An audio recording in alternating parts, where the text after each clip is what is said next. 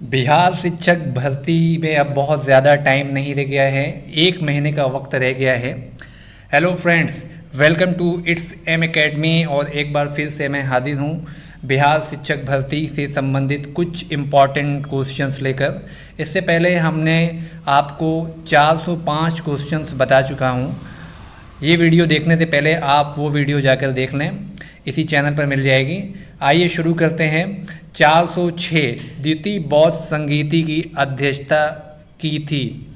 तो फ्रेंड्स, द्वितीय बौद्ध संगीति की अध्यक्षता किसने की थी? ऑप्शन ए है सापकमीर, बी महाकश्यप, सी तिस और डी है वसुमित्र।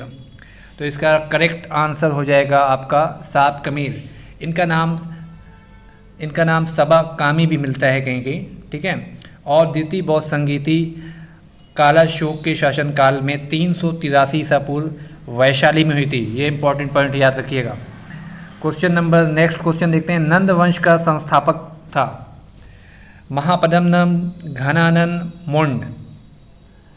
तो आपका करेक्ट ऑप्शन हो जाएगा महापद्मनन। महापद्मनन नंद वंश का शासक था और इसने एक राट और एक छत्र की उपाधि भी धारण की थी। नेक्स्ट क्वेश्चन की ओर बढ़ते हैं। मगध के किस शासक को कली का अंश, परशुराम अवतार, क्षत्रियों का नाशक, सर्व छत्रांतक, एक छत्र और एक राट कहा गया है? देखिए, अभी अभी ये मैंने आपको बताया है। तो ये ऑप्शन बी करेक्ट है, महापद्मनन। ठीक है, ये नंद वंश का संस्थापक भी था। नेक्स्ट क्वेश्चन, नंद वंश का अंतिम शासक कौन था? तो नंद वंश का अंतिम शासक था ऑप्शन सी, घनानंद। घनानंद को ही चंद्रगुप्त मौर्य ने मारकर मौर्य वंश की स्थापना कर दी थी। नेक्स्ट क्वेश्चन की ओर बढ़ते हैं। प्रथम बौद्ध संगीति का आयोजन किसके शासन काल में हुआ था?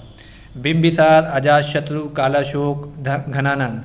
तो फ्रेंड्स, प्रथम बौद्ध संगीति का आयोजन 483 ईसा पूर्व में अजातशत्रु के शासनकाल में हुआ था। यहाँ पर ये रॉन्ग हो गया है, आप इसे करेक्ट कर लीजिएगा। ऑप्शन बी यहाँ पर सही होगा, अजातशत्रु। ठीक है, अजातशत्रु करेक्ट है। ओके, नेक्स्ट क्वेश्चन की ओर बढ़ते हैं। प्रथम बौद्ध संगीति का आयोजन कहाँ हुआ था? तो प्रथम बौद्ध संगीति का आयोजन राजगिरी, पाटलिपुत्र, वैशाली, कुंडलवन। तो ये इसका करेक्ट आंसर है, राजगिरी में हुआ था। ठीक है, प्रथम बौद्ध संगीति का आयोजन राजगिरी में 483 ईसा पूर्व में अजातशत्रु के शासनकाल में हुआ था। प्रथम बौद्ध संगीति की अध्यक्षता किसने किया? महाकश्यप, सापकमीर, मौलिपुत्र, तिस, वसुमित्र। तो ऑप्शन ए करेक्ट है, महाकश्यप। नेक्स्ट क्वेश्चन, मगध साम्राज्य में कलिंग का विलय सर्वप्रथम किया था? अशोक ने, चंद्रगुप्त मौर्य ने, बिंबिसार ने, महापद्मनन। तो ऑप्शन डी करेक्ट है, महापद्मनन ने सर्वप्रथम कलिंग का विलय मगध में किया था। क्वेश्चन नंबर 414, निम्नलिखित में से मगध का कौन सा राजा सिकंदर महान का समकालीन था? ऑप्शन ए महापद्मनन, बी घनानंद, सी सुकल्प और डी चंद्रगुप्त मौर्य। तो ऑप्शन बी करेक्ट है, घनानंद। ठीक है, घनानंद सिकंदर का समकालीन था। नेक्स्ट क्वेश्चन, निम्नलिखित में से किस राजा ने पाटलिपुत्र को बसाया था? तो ये सवाल मैंने पहले भी कराया है। ऑप्शन डी करेक्ट है, उदयन। ठीक है, इनका नाम उदयन भी मिलता है, उदयन भी मिलता है।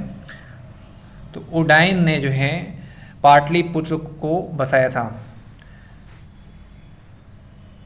क्वेश्चन नंबर 416, मगध के शासक अजातशत्रु ने किसके आक्रमणों के प्रतिरोध में गंगा और सोन के संगम पर अवस्थित पाटलिपुत्र को सुरक्षित तथा किलों को सुसज्जित किया, जो आगे चलकर पाटलिपुत्र नगर बना?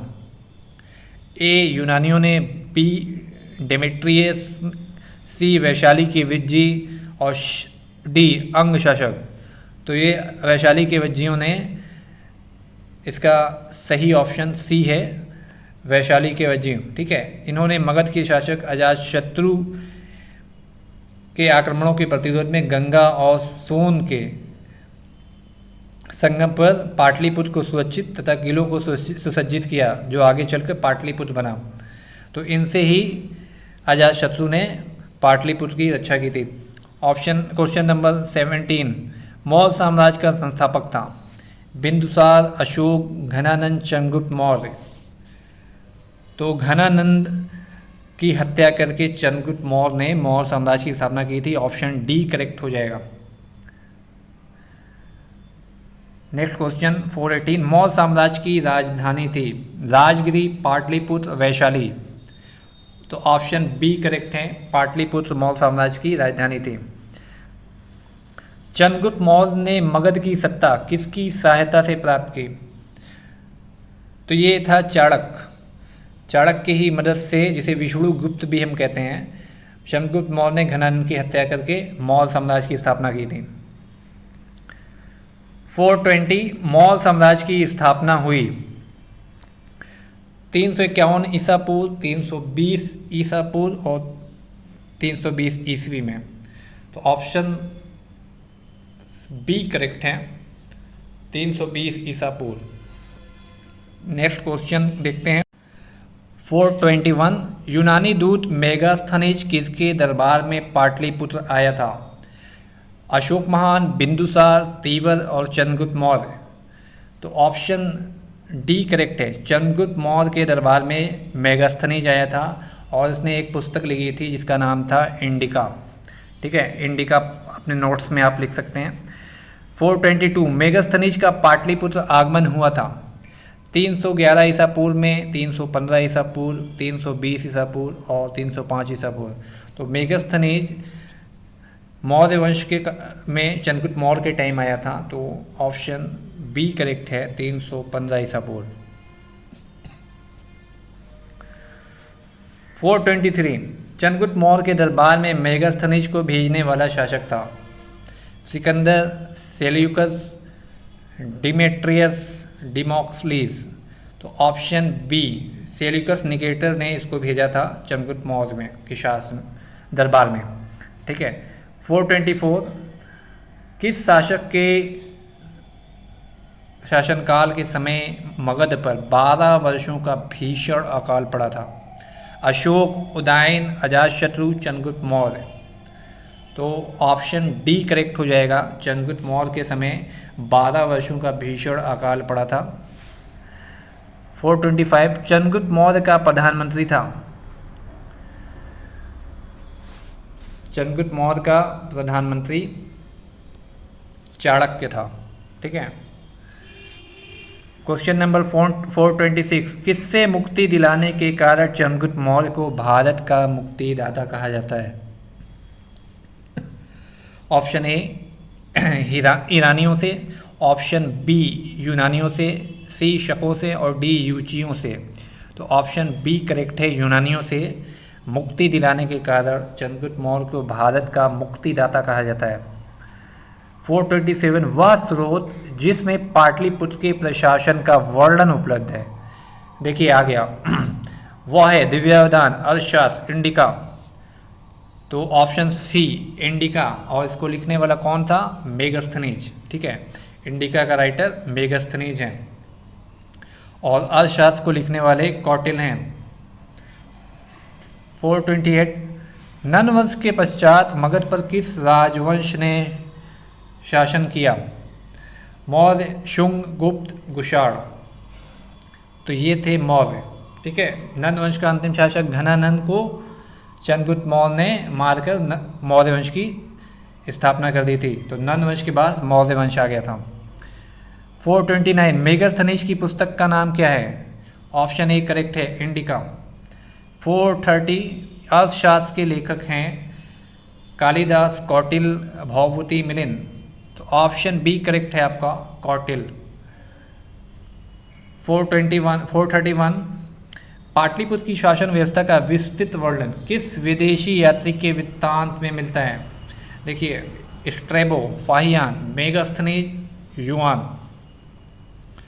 तो ये फिर वही बात हो गई, मेगास्थनीज ने अपनी किताब इंडिका में पाटलिपुत्र की शासन व्यवस्था का वर्णन किया है।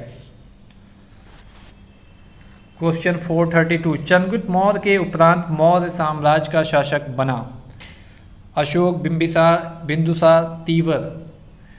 तो ऑप्शन सी करेक्ट है, बिंदुसार। ठीक है, चंद्रगुप्त मौर्य के बाद बिंदुसार, और बिंदुसार के बाद उसका पुत्र अशोक गद्दी पर बैठा था। और ऑप्शन बी जो यहाँ पर दिया है वो है बिंबिसार।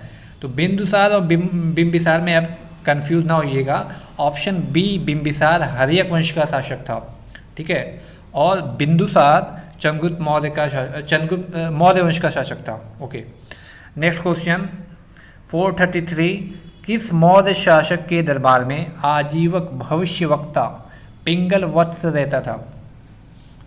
चंद्रगुप्त मौर्य, बिंदुसार, तीवर, अशोक। तो ऑप्शन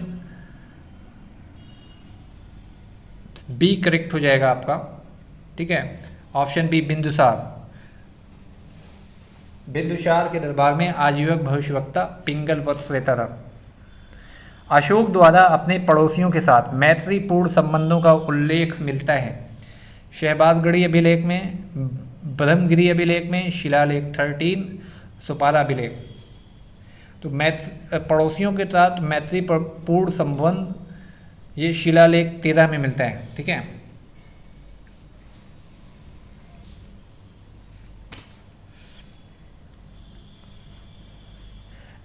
फ्रेंड्स, अशोक के 13वें शिलालेख में प्रसिद्ध कलिंग युद्ध का भी वर्णन है। ठीक है, 435, तृतीय बौद्ध संगीति का आयोजन किसके शासन काल में हुआ था? फ्रेंड्स, तृतीय बौद्ध संगीति 250 ईसा पूर्व में पाटलिपुत्र में हुई थी और इसके अध्यक्ष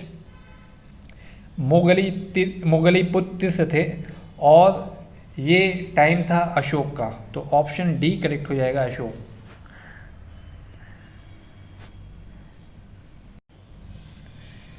तृतीय बौद्ध संगीति की अध्यक्षता किसने की थी? देखिए, ऑप्शन ए फिर से आ गया, मोगलीपुत्र तिस। अभी मैंने आपको बताया है, ऑप्शन ए आपका करेक्ट हो जाएगा। नेक्स्ट क्वेश्चन, तृतीय बौद्ध संगीति का आयोजन कहाँ हुआ था? तो इसका आयोजन आपका पाटलिपुत्र में हुआ था। ठीक है, और ये अशोक के टाइम आयोजित हुई थी। तृतीय बौद्ध संगीति का आयोजन कब हुआ? तो ये 251 ईसा पूर्व में इसका आयोजन हुआ। नेक्स्ट क्वेश्चन, किस मौर्य शासक ने कलिंग पर विजय प्राप्त की थी? चंद्रगुप्त मौर्य, बिंदुसार, अशोक। तो ये अशोक है। ठीक है, अशोक ने कलिंग पर विजय प्राप्त की थी और वहाँ पर भीषण नरसंहार हुआ और इसको देखकर अशोक का दिल बदल गया और उसने फिर अहिंसा की नीति अपना ली थी। तो अशोक के 13वें शिलालेख में कलिंग युद्ध का वर्णन मिलता है। नेक्स्ट क्वेश्चन, किस युद्ध में हुए भारी तबाही तथा जान माल की हानि को देखकर अशोक का हृदय परिवर्तन हुआ और उसने युद्ध नीति त्याग कर धम्म नीति की घोषणा की थी? देखिए, यही बात फिर आ गई। तो ऑप्शन ए करेक्ट है, कलिंग। ठीक है, अशोक का धम्म था नैतिक आचार संहिता, प्रशासनिक संहिता, युद्ध संहिता। तो ऑप्शन ए करेक्ट हो जाएगा, नैतिक आचार संहिता। मौर्य साम्राज्य का केंद्रीय न्यायालय कहाँ स्थित था? स्वर्णगिरी में, पाटलिपुत्र में, अवंती में, वैशाली में।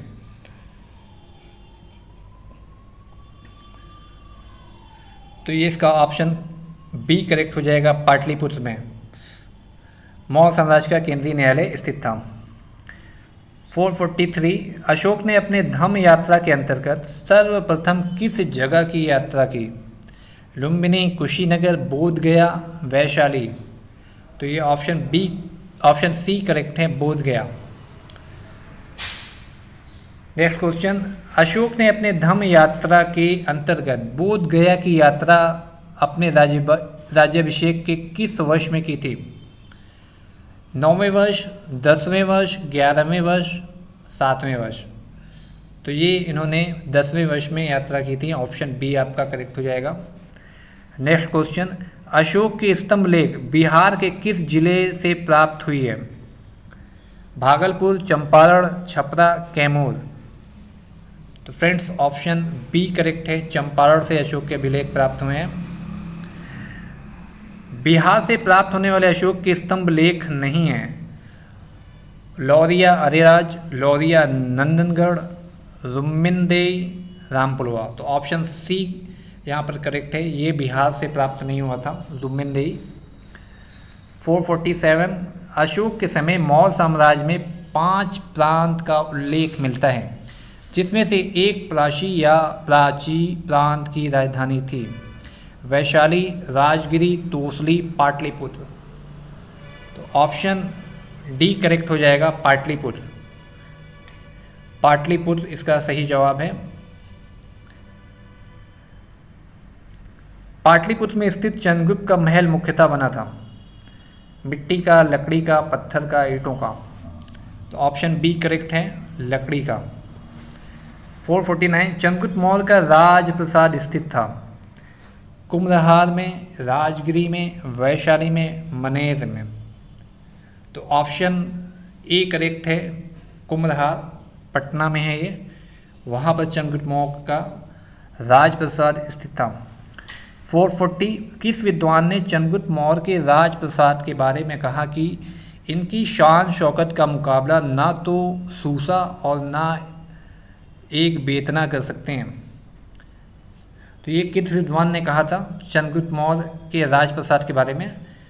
ऑप्शन ए, वो ऑप्शन सी, एरियन ने ये कथन कहा था। नेक्स्ट क्वेश्चन की ओर बढ़ते हैं।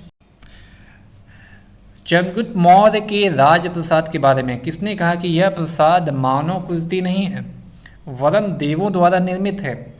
फैनसांग, फाहियान, मेगास्थनीज, चाणक्य। तो ऑप्शन बी करेक्ट है, फाहियान ने यह बात कही कि यह प्रसाद मानव कृति नहीं है। ठीक है, इंपॉर्टेंट पॉइंट है। किस शासक ने गया के निकट बराबर की पहाड़ियों में आजीवकों के लिए गुफाओं का निर्माण करवाया था? तो ये ऑप्शन सी करेक्ट है, अशोक ने आजीवकों के लिए गुफाओं का निर्माण करवाया था। गया के समीप नागार्जुनी की पहाड़ियों में प्रसिद्ध गोपी गुफा का निर्माण कराया था अशोक, चंद्रगुप्त, बिंदुसार, दशरथ। तो ऑप्शन डी करेक्ट है, दशरथ ने। 444 मौर्यकालीन चामर ग्राहिणी यच्छी प्राप्त हुई है दीदारगंज से, वैशाली में, बसाड़ में, सारनाथ में। तो ये दीदारगंज पटना के करीब स्थित है। ठीक है, तो चामर ग्राहिणी वहीं से प्राप्त हुई है। बिहार के किस स्थान से मौर्य काल में बने जैन तीर्थंकरों की प्रतिमा प्राप्त हुई है? Sonpur, Lohanipur, Basarh, Bhagalpur. Option B correct हो जाएगा, लोहानीपुर, पटना। नेक्स्ट क्वेश्चन की ओर बढ़ते हैं। पाटलिपुत्र के नगर निर्माण तथा सुंदरता का वर्णन किया गया है। सुंदरता का वर्णन किया है सेल्यूकस ने, मेगास्थनीज ने, चाणक्य ने, जस्टिन ने। तो ये आप जानते हैं, मेगास्थनीज ने इंडिका में पाटलिपुत्र के बारे में बहुत कुछ लिखा है। तो ऑप्शन बी करेक्ट हो जाएगा। 447 पाटलिपुत्र को किस शासक ने सर्वप्रथम अपनी राजधानी बनाया?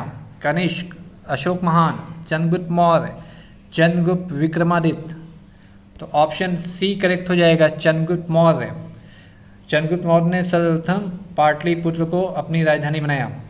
अशोक के शासनकाल में बौद्ध सभा किस नगर में आयोजित की गई? तो फ्रेंड्स पहले तो ये बात है कि अशोक के शासनकाल में कौन सी बौद्ध सभा आयोजित की गई, तो वो तीसरी बौद्ध सभा थी 251 ईसा पूर्व में, और इसके अध्यक्ष मोगलीपुत्र तीसरे थे। और ये कहाँ पर आयोजित की गई? तो ये पाटलिपुत्र में आयोजित की गई थी।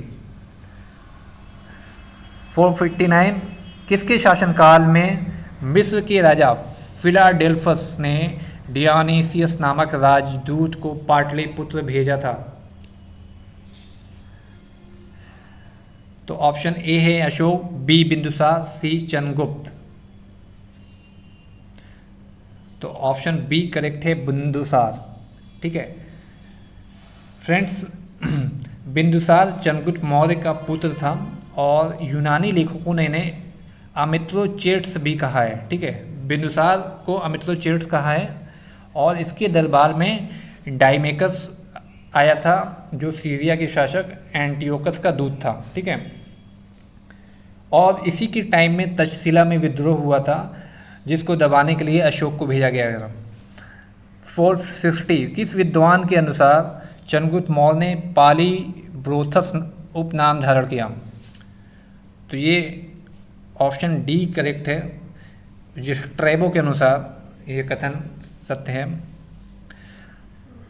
यूनानी दूत डिमोलकिस का आगमन मगध के किस शासक के दरबार में हुआ था? चंद्रगुप्त मौर्य, बिंदुसार, अशोक, बृहद्रथ। तो ऑप्शन बी करेक्ट है, बिंदुसार के दरबार में डिमोलकिस आया था।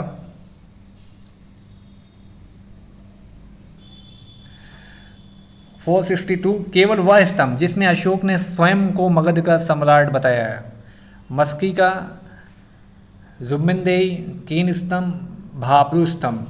तो ये ऑप्शन डी करेक्ट है, भाब्रू स्तंभ अभिलेख में वह स्तंभ है जिसमें अशोक ने स्वयं को मगध का सम्राट बताया है।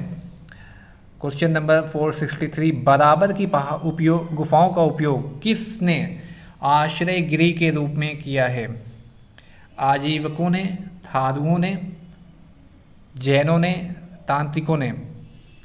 तो ऑप्शन ए करेक्ट है, आजीवकों ने।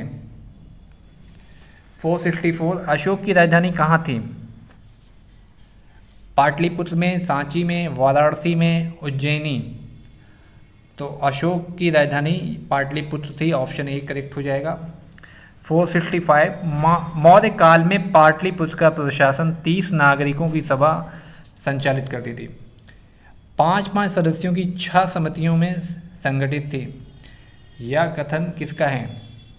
तो ये मेगस्थनीज का कथन है। नेक्स्ट क्वेश्चन की ओर बढ़ते हैं। नेक्स्ट क्वेश्चन मौर्य प्रशासन के संबंध में कौन सा कथन सही है? यह केंद्रीकृत था, करों का बोझ अधिक था, प्रशासन तंत्र कठोर था, या ऑप्शन डी उपयुक्त सभी। तो फ्रेंड्स ये ऑप्शन डी सही है, ये सभी बातें मौर्य प्रशासन के बारे में सत्य हैं।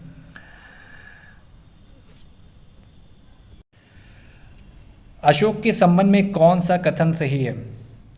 उसने धर्म विजय की नीति अपनाई, उसने विद्वेषों से संबंध स्थापित किए, उसने प्रजा हित और कल्याण के उपाय किए। ऑप्शन डी उपयुक्त सभी। तो ऑप्शन डी करेक्ट है, ये सारी बातें अशोक के संबंध में सही हैं। नेक्स्ट क्वेश्चन देवनाम पी के नाम से किस शासक ने अपने आप को संबोधित किया? तो ये ऑप्शन बी करेक्ट है, अशोक। देवनाम पी के नाम से अशोक ने अपने आप को संबोधित किया है। धम्म महामाद के कार्य क्या थे? धम्म नीति या क्रियान्वयन, लोगों के बीच दान वितरण, जन कल्याण के उपाय। और ऑप्शन डी उपयुक्त सभी। तो ये भी तीनों बात सही है कि धम्म महामाद धम्म नीति का क्रियान्वयन करते थे, लोगों के बीच दान का वितरण भी करते थे और जन कल्याण के उपाय भी करते थे। 470 मौर्यकालीन प्रशासकों में राजूक के कार्य थे? न्यायिक, ग्रामीण प्रशासन, राजस्व का विभाग, या उपयुक्त सभी। तो ऑप्शन डी करेक्ट हो जाएगा आपका, न्यायिक, ग्रामीण प्रशासन और राजस्व विभाग, सभी बातें सही हैं। मौर्यकालीन विद्वानों में किन का नाम आता है? कौटिल्य, पाणिनि, उपावश, और ऑप्शन डी। तो इसमें आ गया कौटिल्य करेक्ट है, ये मौर्य कालीन विद्वानों में इनका नाम आता है और इनकी रचना अर्थशास्त्र है। 472 मौर्यकालीन स्थापत्य के सुंदर उदाहरण हैं? पाटलिपुत्र स्थित राजप्रसाद के अवशेष, दीदारगंज की अच्छी, बराबर की गुफाएं, उपयुक्त सभी। तो ऑप्शन डी करेक्ट है, सभी बातें करेक्ट हैं। पाटलिपुत्र स्थित राजप्रसाद के अवशेष ये भी मौर्य काल के स्थापत्य का उदाहरण है। दीदारगंज की अच्छी भी मौर्यकालीन है, बराबर की गुफाएं भी मौर्यकालीन स्थापत्य का उदाहरण है। अशोक की धम्म नीति की जानकारी मिलती है द्वितीय स्तंभ लेख से, 7वें शिलालेख से, द्वादश शिलालेख से। तो ये ऑप्शन डी करेक्ट है। इस सारे शिलालेख में अशोक की धम्म नीति की जानकारी मिलती है। 474 अशोक के किस अभिलेख में दान और धम्म दान के अंतर को स्पष्ट किया गया है? तो ये ऑप्शन सी करेक्ट है। नवम शिलालेख में दान और धम्म दान के अंतर को स्पष्ट किया गया है। अशोक के 8वें शिलालेख में फ्रेंड्स धम्म यात्रा का वर्णन है और 13वें शिलालेख में कलिंग युद्ध का वर्णन है। नेक्स्ट क्वेश्चन, मौर्य साम्राज्य के पतन में कौन सा कारण शामिल नहीं है? विदेशी आक्रमण, अयोग्य शासक, आर्थिक संकट, प्रांतीय विद्रोह। तो ऑप्शन सी करेक्ट है। आर्थिक संकट मौर्य साम्राज्य के पतन का कारण नहीं था। मौर्य साम्राज्य के उपरांत मगध पर किस वंश का शासन स्थापित हुआ? कण्व वंश, शुंग वंश, सातवाहन वंश, शक वंश। तो ऑप्शन बी करेक्ट है, शुंग वंश। ओके फ्रेंड्स,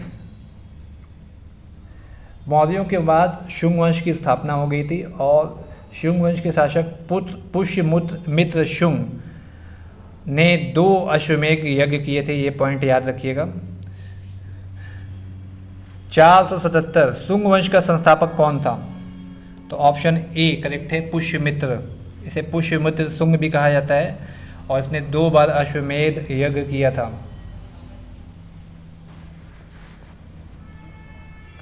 478 किस शासक ने पाटलिपुत्र में स्थित कुक्कुटराम विहार को 3 बार नष्ट करवाने का प्रयत्न किया? तो ऑप्शन सी करेक्ट है, पुष्यमित्र। ठीक है, पुष्यमित्र शुंग ने पाटलिपुत्र में स्थित कुक्कुटराम विहार को 3 बार नष्ट करवाने का प्रयास किया था। 479 पाटलिपुत्र पर यवन डेमेट्रियस का आक्रमण किस वंश के शासन के समय हुआ? तो ये डी शुंग वंश ही था। ठीक है, शुंग वंश के टाइम यवन डेमेट्रियस का आक्रमण हुआ था।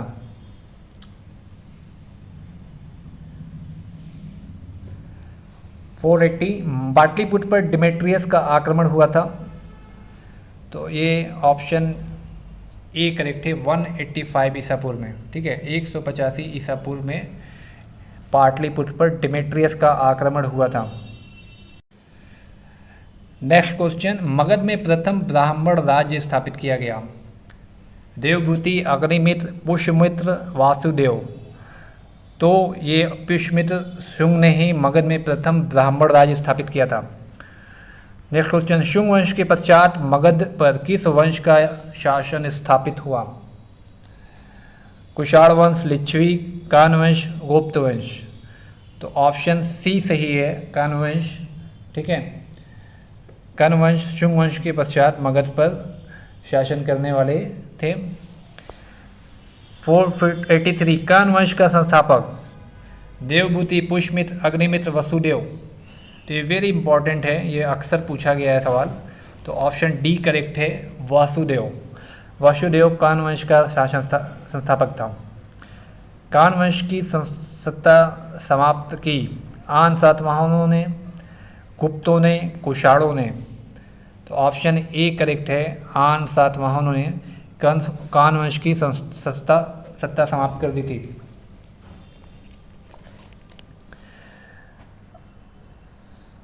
नेक्स्ट क्वेश्चन, कान वंश के उपरांत पाटलिपुत्र पर कुछ समय के लिए किस वंश के राजाओं ने शासन किया? शूद्र वंश, मित्र वंश, वाकाटक वंश, गौत्र वंश। तो ये मित्र वंश थे। ठीक है, कान वंश के पश्चात कुछ समय तक मित्र वंश ने शासन किया। नेक्स्ट क्वेश्चन की ओर बढ़ते हैं। शुंग कला के उत्कृष्ट नमूने बिहार के किस स्थान से प्राप्त होते हैं? कैमूर, समस्तीपुर, बोधगया, सीवान। तो ऑप्शन सी करेक्ट है, बोधगया। बोधगया से शुंग कला के उत्कृष्ट नमूने मिलते हैं।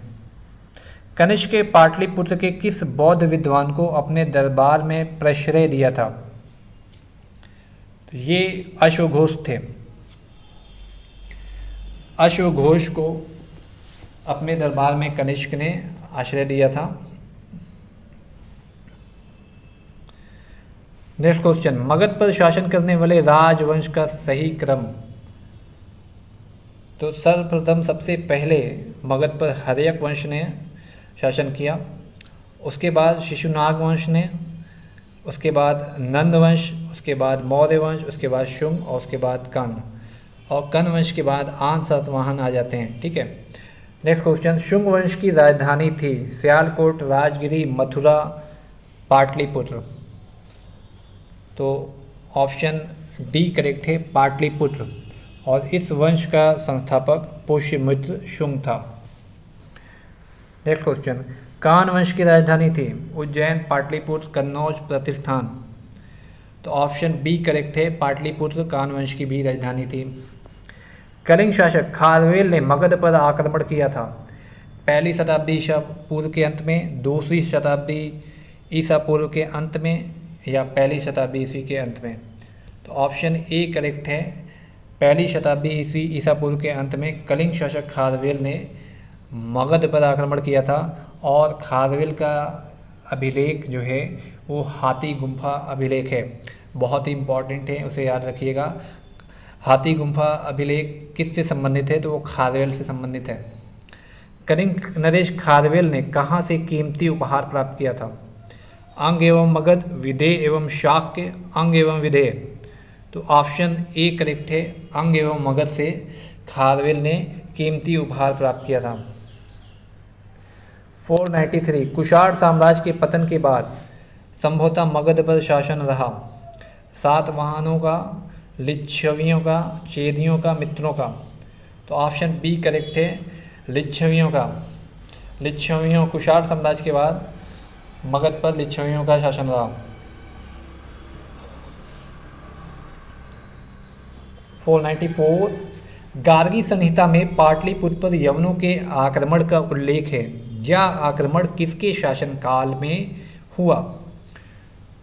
चंद्रगुप्त द्वितीय, वासुदेव, पुष्यमित्र शुंग और घनानंद। तो ऑप्शन सी करेक्ट है, पुष्यमित्र शुंग। इनके टाइम में गार्गी संहिता में यवनों के आक्रमण का उल्लेख है। नेक्स्ट क्वेश्चन, सुप्रसिद्ध बौद्ध विद्वान अश्वघोष को प्रश्रय देने वाला शासक। तो ये ऑप्शन बी करेक्ट है, कनिष्क। नेक्स्ट क्वेश्चन, 496 चंद्रगुप्त प्रथम का राज्याभिषेक हुआ।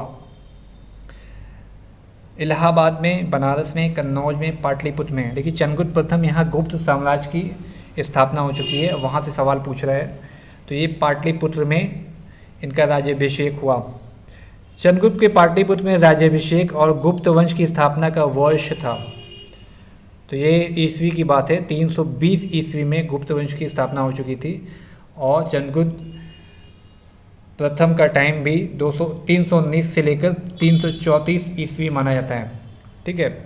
किस शासक ने वैशाली के लिच्छवी कुमारी कुमार देवी से विवाह किया? तो ये ऑप्शन सी ही करेक्ट है, चंद्रगुप्त प्रथम ने लिच्छवी राजकुमारी कुमार देवी से विवाह किया था। 499 चंद्रगुप्त प्रथम ने 320 ईस्वी में महाराज धीराज की उपाधि धारण की थी। तो ऑप्शन ए करेक्ट है, पाटलिपुत्र में इसने उपाधि धारण की थी महाराजा धीराज की। आज का लास्ट क्वेश्चन, किस शासक ने स्वयं को लिच्छवी दोहित्र कहा है?